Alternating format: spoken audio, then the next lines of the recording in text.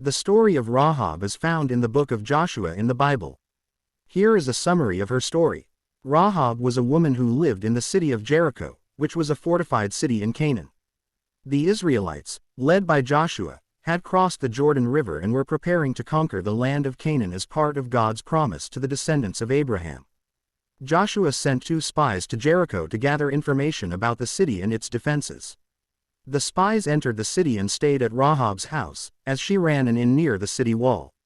However, the king of Jericho became aware of the spies' presence and sent soldiers to capture them. Rahab quickly hid the spies on her roof under some stalks of flax. When the soldiers came to Rahab's house and asked her about the spies, she lied and told them that the spies had already left the city. She redirected the soldiers away from the spies, who remained hidden on her roof. After the soldiers left, Rahab went to the spies and confessed her belief in the God of Israel.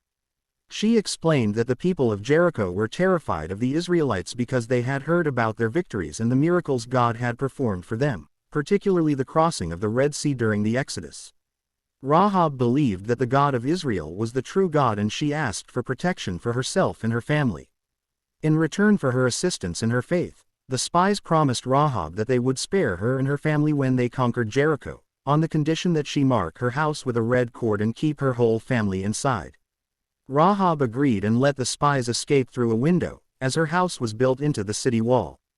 The spies returned to Joshua and told him about Rahab's assistance and the fear that gripped the people of Jericho. Consequently, Joshua and the Israelites prepared to attack Jericho, following God's instructions. The Israelites marched around the city of Jericho for 6 days without attacking. On the 7th day, they marched around the city 7 times, and at the sound of a trumpet blast, the people shouted, and the walls of Jericho collapsed. Joshua and his army attacked the city, killing all the inhabitants except Rahab and her family.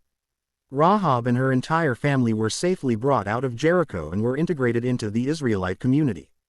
Rahab eventually married an Israelite man named Salmon, and they had a son named Boaz, who played a significant role in the biblical account of Ruth.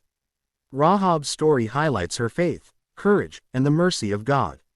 She is often celebrated as a remarkable example of God's redemptive power, as someone from a pagan background who joined God's chosen people and ultimately became part of the lineage of King David and, later, Jesus Christ.